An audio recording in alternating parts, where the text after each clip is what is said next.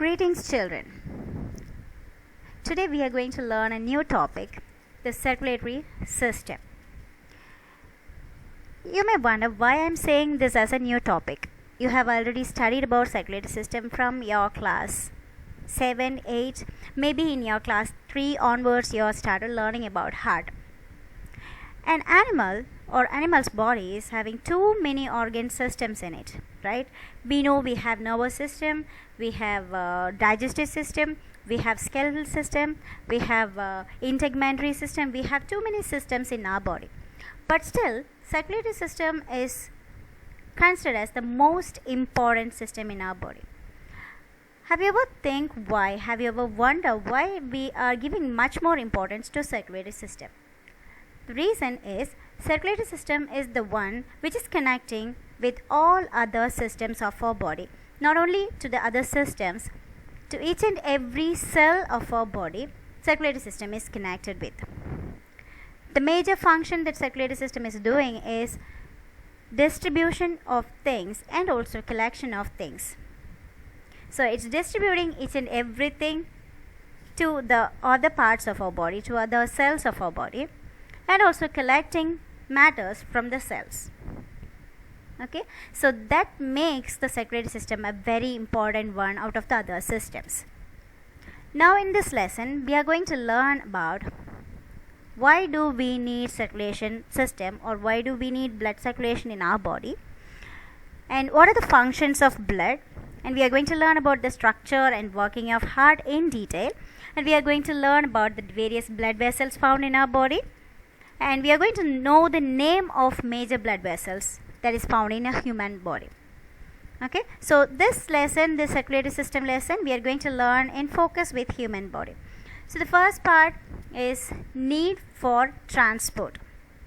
Why do we need a transport system in our body? Why do we need circulatory system in our body? As I said just before, it's the organ system. It's the system which is connecting all the other system with. So the first system which is said here, discussed here, or being taught here is digestive system. So the function of digestive system is digestion. By doing digestion, what do we achieve is the nutrients. The food is converted into nutrient, as this nutrient will be absorbed by the body. Remember what we have studied in your 9th standard. Food, when it is being digested, it's being broken down, and then these nutrients will be entering into the blood.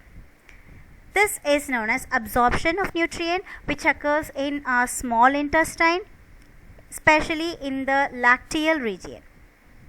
Remember that lacteals, which is found over the villi in small intestine, right? So this is the place exactly where the digestive system meets with the circulatory system. So digestive system needs the support of circulatory system to move the food matter from the digestive tract into our body. It's entering into the body through the blood vessel, right? Through the circulatory system, the digestion process is getting completed. It's being entering into the body. The digestive system accomplishes the work by giving the food or giving the nutrient into the blood, right? The next system is respiratory system. What is the function of respiratory system? To absorb oxygen into the body, right? Where does this absorption occur? The absorption of oxygen, or the oxygen enters into the body, which occurs in the alveoli, right? Which occurs in the lungs, in the alveoli, where it enters into the blood, right? And the next system, in respiratory system, the carbon dioxide has to go out, and it is going out of the body. That happens when it leaves from the blood, right? So respiratory system, either in both the way it's going in and coming out, it happens the bloodstream. So the respiratory system is getting in oxygen, or it's providing oxygen through blood. It sends out carbon dioxide with the help of blood. And the next system is excretory system. And in excretory system, what is the role of excretory system? Throwing out of nitrogenous waste, that is cellular waste, from the body outside the body. right? Where does this occur, or what makes it complete? The excretory system is possible only because of blood, right? Remember what is glomerulus, right? So glomerulus is the blood vessel which is expelling the nitrogenous waste into the nephron. So ultimately there comes the circulatory system's work too. And the next one is about hormones. Hormones are specific secretions which is secreted by endocrine glands in our body. Endocrine glands means glands which are special glands which doesn't have any duct with it, but these hormones are very important in our body. Each and every work is done with the help of hormones. So these hormones, they don't have a duct to be introduced into the area of action. So these hormones are directly poured into the blood. The hormones are secreted into the blood, and the blood is the one which is transporting the hormone from the area of synthesis to the area of work. Okay, so wherever these hormones are synthesized, for example, like antidiuretic hormone or vasopressin, which is required by the kidney to absorb water back. But this vasopressin or antidiuretic hormone is secreted by pituitary gland, which is present in our brain. So from brain to kidney, how is it connected? Only with the help of blood. So circulatory system is very much essential to connect all the work of our body. Without circulatory system, all these things will be like very separate. They will be working as like an individual, by which we can't sustain that organism's survival, right? So circulatory system is very essential to happen or to allow transport inside the body so that the organism can survive for a long. Now let me tell you what are the circulating fluids in our body, or what is circulation in our body, what are the things being circulated in our body. So we have some circulating fluid. When I am focusing on this, when I am stressing on this word like circulating fluids, yes, we do have some non-circulating fluids in our body. First, let me tell you that circulating fluids in our body, there are so many different fluids in our body. The first circulating fluids, like major prime important circulating fluid, is blood.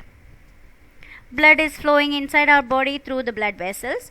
And lymph is equally important. They are flowing inside lymph vessels. Okay, here you can see the lymph vessels. Lymph vessels are parallel to circulatory systems, the blood vessels, but circulatory system or this blood vessels, they have their own pump, which is the organ heart. They have their own pump, but lymph vessels, they don't have any pump. They have their glands.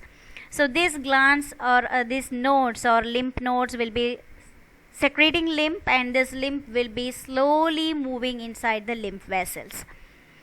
Apart from that, these lymph vessels are almost parallel to the blood vessels. And the next fluid is interstitial fluid, which is otherwise known as tissue fluid. This is nothing but the fluid which is present inside our body in between tissues. Here you can see that this is a cell. So these are cells. In between these cells, the interstitial fluid is present. There is a liquid which is found in between the cells, that is known as interstitial fluid. Or you just imagine you are you could see a person, you could feel like a person's organ is being taken out of the body. That organ, you just imagine like that, or you would have seen that in frog or something. The organ, when it is being taken out, maybe heart or something, when we are taking out an organ, the organ will be so watery, or it would be like it would be covered with a liquid. That liquid is actually tissue fluid. So inside our body, there is no air spaces, right? So inside our body, not inside the digestive system only, we have that air space or empty cavity. In between that, our body cavity doesn't have any free space. It's having that liquid in it, filled with it. So that liquid is known as tissue fluid. So if you're feeling like your skin is composed of, or your integumentary system is composed of tissues, in between the tissues, tissue fluid will also be there to make it alive. So this is interstitial fluid or tissue fluid. So these are the three major circulating fluid in our body. And we have some non-circulating fluid also. Non-circulating, I hope you can understand the meaning. Non-circulating fluid is they are stagnating in one point.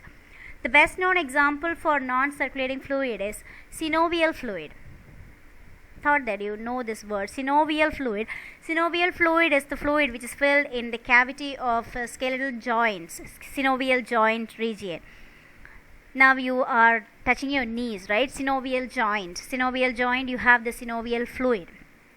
And one more example for this is our vitreous humor or aqueous humor, which is inside the eye, right? Vitreous humor and aqueous humor, they are not circulating, they are stagnated in one place. So these are some examples for non-circulating fluid which is found in our body. And now we are going to learn about the blood, which is the important component of circulatory system. So first, when we are talking about blood, we need to go with the physical property of blood. So blood is never stationary, it's not stagnated in one place, it's always circulating inside the body.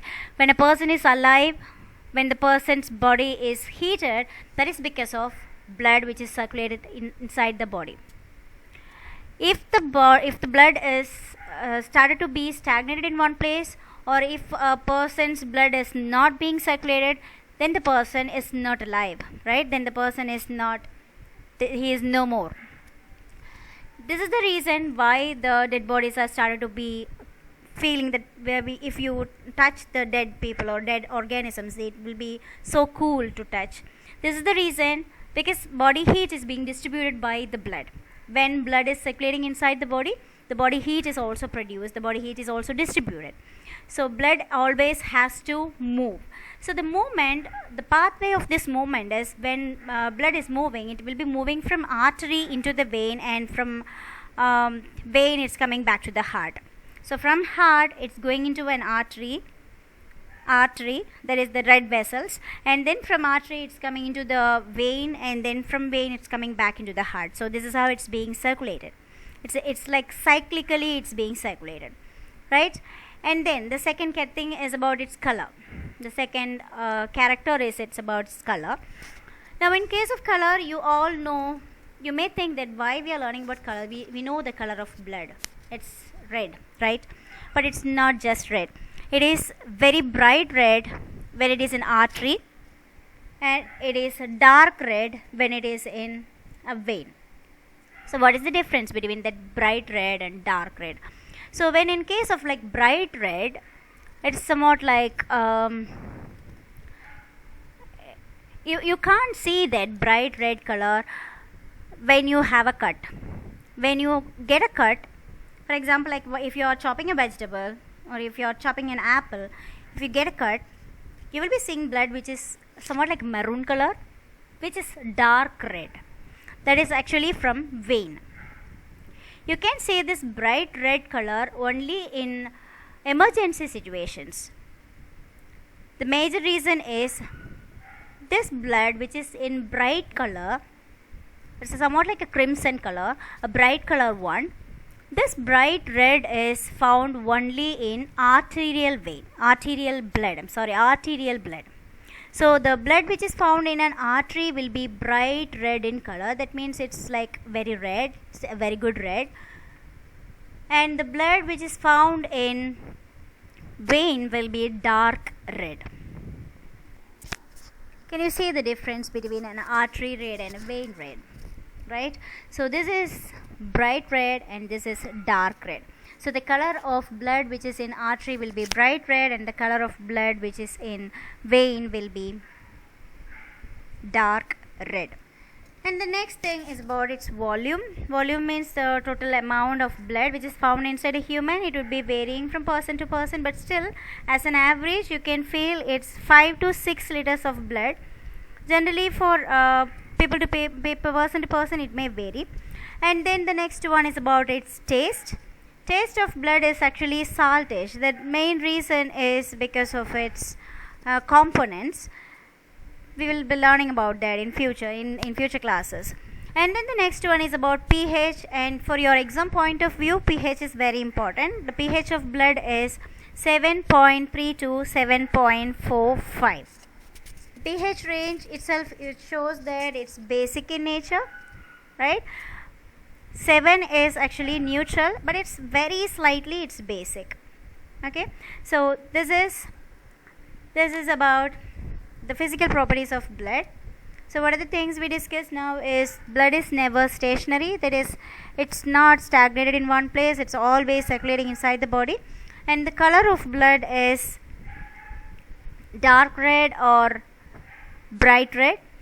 And volume is totally 5 to 6 liters of blood as an average, and taste is saltish, and pH is 7.3 to 7.45.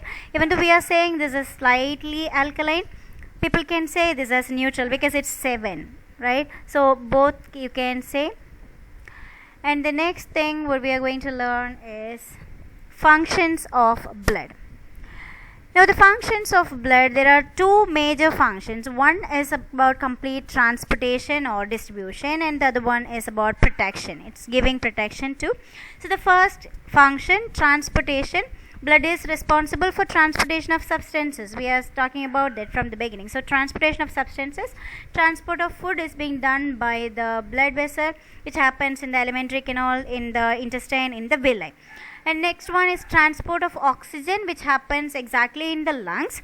So in this you need to know about the blood vessels. When the oxygen is entering into the blood vessel from alveoli, the oxygen molecule will be immediately captured by the hemoglobin molecule, which is found inside the blood in the RBC, in the red blood corpuscles. Let me repeat that. In red blood corpuscle we have hemoglobin, and this hemoglobin will be actively combining with the oxygen. It forms a temporary compound that is known as oxyhemoglobin. That's what you can see here. So oxyhemoglobin is a temporary compound which is formed by the combination of oxygen with hemoglobin in RBC molecule, that is red blood corpuscle. And this oxyhemoglobin is the one which is going to be circulated. It's going to be contacting any cell which is in need of an oxygen. Okay, so this is a very important function, oxyhemoglobin. This oxyhemoglobin formation happens in the alveoli or in the blood vessel which is near the alveoli region, right? So this oxyhemoglobin formation is in the red blood cells. When the red blood cells hemoglobin combines with oxygen, that forms oxyhemoglobin. This is important. The next one, transport of carbon dioxide. This is the same thing what we have discussed about here. This is just a reversal process. Carbon dioxide, when a hemoglobin molecule donates an oxygen to any cell, it can take back a carbon dioxide by forming a carbaminohemoglobin. This carbaminohemoglobin will be taken back to the lungs, and then carbon dioxide will be given back to the alveoli. It will be going out of the body. It will be sent out of the body. So this carbaminohemoglobin, please learn the spelling, carbaminohemoglobin. This is carbon dioxide with hemoglobin molecule. Okay, carbaminohemoglobin. Generally in differentiate between question they can ask differentiate between oxyhemoglobin and carbaminohemoglobin. Oxyhemoglobin is hemoglobin which combines with oxygen. Carbaminohemoglobin is hemoglobin which combines with carbon dioxide. Both these molecules are found on RBC. Right, and then the next function is transport of excretory products. This excretory materials, what is the major excretory material? Yes, you are right, that is nitrogenous waste. From where this is nitrogenous waste is being produced? From the liver and also from the kidney and also from skin. So liver, kidney or skin which is sending out this urea, uric acid or any one of this waste like sodium chloride or any one of this waste, potassium or something. Right, all these waste materials has to go out of the body through a excretory system that is also happening through the blood vessel. So this is also a major function. This is a major function. Yes, if the blood is not doing that function, if the blood is not taking out the waste, that will be leading to uremia, right? I guess you know about uremia. I have studied in the previous classes. And the next one is about distribution of hormones. Just now we discussed about the distribution of hormones is possible by blood. And the next one, distribution of heat. I said that blood is not a stagnating one, it is circulating everywhere. That is because of that the body temperature is uniformly maintained. Body heat is being distributed by our bloodstream. When the bloodstream is rotating, when the bloodstream is circulating inside the body, body heat is maintained. Okay, that is very important for the survival of an organism. And the next set of functions is the blood is responsible to give protection to the body. So how do it gives the protection? First point is blood clot. It talks about the blood clot. What is a clot? We are going to learn about blood clot. When sometimes if you have a cut, after 5 or 6 seconds, or if you are very normal, within 3 minutes you will get a clot on the surface of your cut. So that clot, is it so necessary? Yes. How do we know that it's necessary? You just try to remove that clot. You all would have done that in your childhood, when you are very young. Now you are not doing that, I know that. When you are very young, if you have a clot on your wound, you may be in a tendency to peel it off. Immediately while you peel that clot, you can find that blood is coming out again, blood will be oozing out again, right? So automatically you will know that the blood clot is actually preventing the further blood bleeding from your body, right? So this is a major way of protection. What is that clot exactly? That clot is some components of blood and also some dead germs in it. The bacteria which is able to attack or which is going to attack will be killed by the blood cells, and this waste matter will also be there along with the blood clot. So the blood clot blocks bleeding and infection that is being done by platelets, which is a major component of our blood. And the second function is engulfing the germs. This you have studied in your lower classes. We have WBC cells in our blood. This WBC is comparatively is compared with the soldiers of our nation. So when a foreign pathogen, a foreign germ enters into our body, immediately this WBC cells will go around it and they will fight against it, they will kill that. So this WBC cells will engulf the germs, they will just swallow the germs. Unlike our soldiers, it will just swallow the germs. And the next one major function is antitoxin and antibody protection.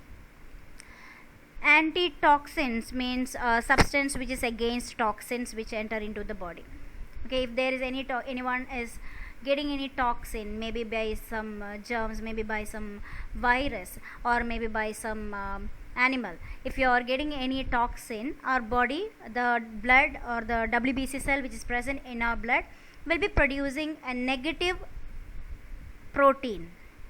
Okay, if the toxin, most of the toxins are proteins. So if any toxin is entering into the body, the WBC of our own body will be producing an anti-protein for this toxin, that is termed as antitoxin. This antitoxin will kill the toxin, will neutralize the toxin, will nullify the toxin and makes it useless, right? And then antibody protection, that is also the same. The name is different but the function is the same. Antitoxin will be working against toxin and antibody will be working against antigen. Antigen is any foreign protein that enters into our body. That is, this will be, our body will be producing anti-protein against that antigen, and that is known as antibody. Okay, so these two is the major defensive mechanism which is found in our body. So what are the functions of blood? First, it's doing the transport function.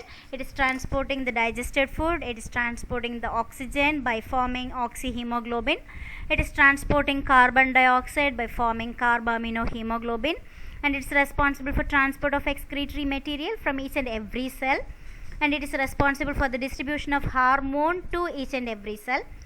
And then distribution of heat throughout our body to make us alive. And then the functions based on protection or on in the category of protection, it protects our bleeding by developing a blood clot, which is the work of blood platelets. And then it engulfs the germs, which is the work of WBC. and then it produces antitoxins and antibody, which is also a work of WBC, to nullify the effect of invading germs and pathogens. So that's it about the function. And the next topic that we are going to learn is about composition of blood. Now the composition of blood actually composed of two major components. Blood, if you centrifuge the blood, or if you filter the blood with the help of very fine filter, we can get two major components. The first one is plasma, and the second one is cellular elements. First one is plasma. Now you are very familiar with this word, right? Because of this corona. Plasma is the liquid part of our blood. Okay, plasma is the liquid part of our blood. How to separate plasma from cellular elements is just by centrifugation. Centrifugation means you just want to keep it in a centrifugation machine, that is like which will be working like a mixie, right? So it will be separating the liquid part and the solid parts completely into two. The solid parts will be sedimenting at the bottom, and the liquid part will be found on the top, right? So if we are separating the components like that, if we are separating blood like that, we will be getting a clear liquid on top, and the cellular components will be present at the bottom of the test tube. So this plasma is the liquid part of the blood. Okay, plasma is the complete liquid part of the blood, which will be light yellow colored. If you separate plasma from blood, it will be very light yellow colored. It won't be in the color of red, or it won't be in the color of dark red or bright red, because the red color is because of red blood cells or corpuscles.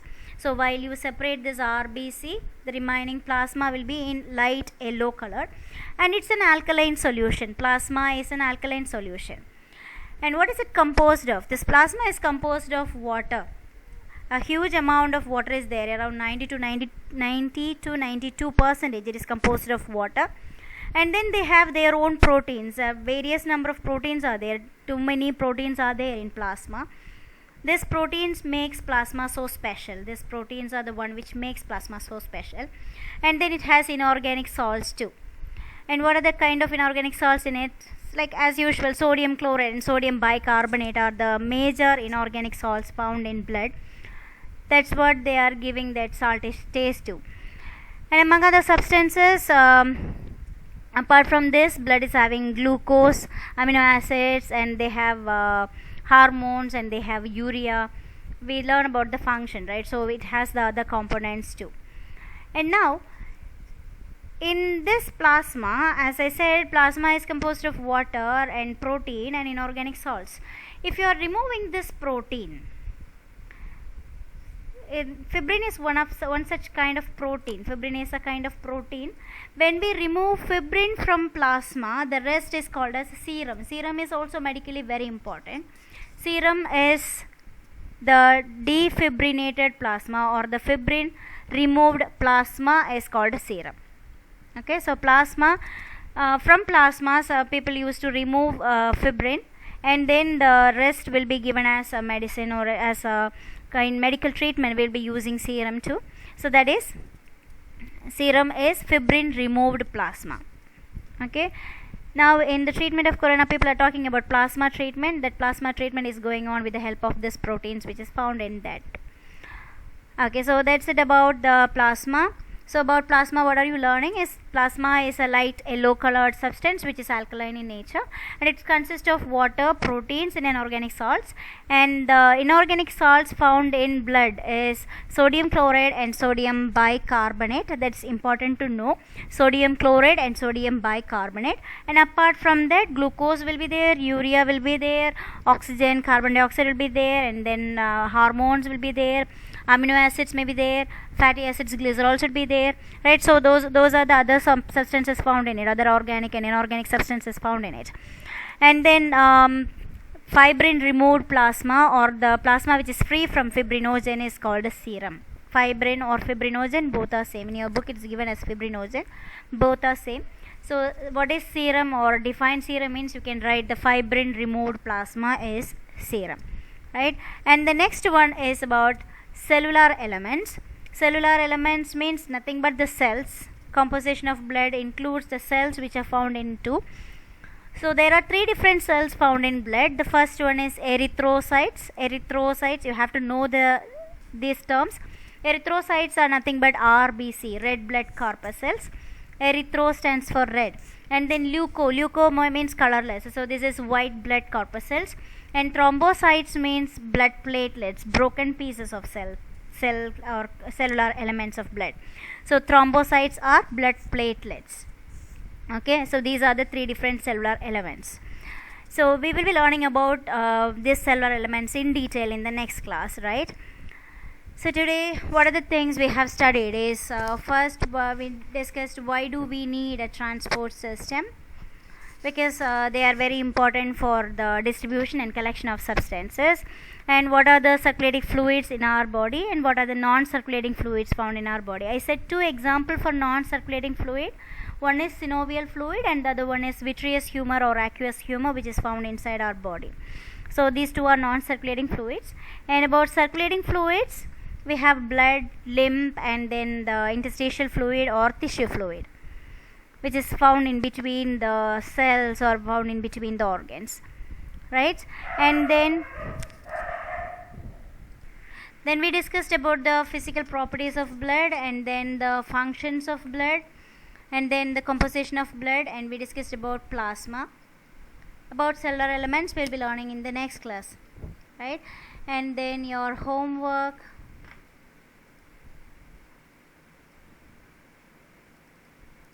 you can read the text from 7a to 7.5.1. okay, so up to plasma I have to read. That is your homework, and I need the notes. Even the last class I asked you to send the notes through WhatsApp, but most of you are not sending that through WhatsApp. Only few kids, a very few kids. After the second video, few kids started sending that, but still not everyone is doing that. So if there is any doubt, you just message me. So that's it about the class. Next class we'll be learning about the cellular elements too, right? Thank you, kids.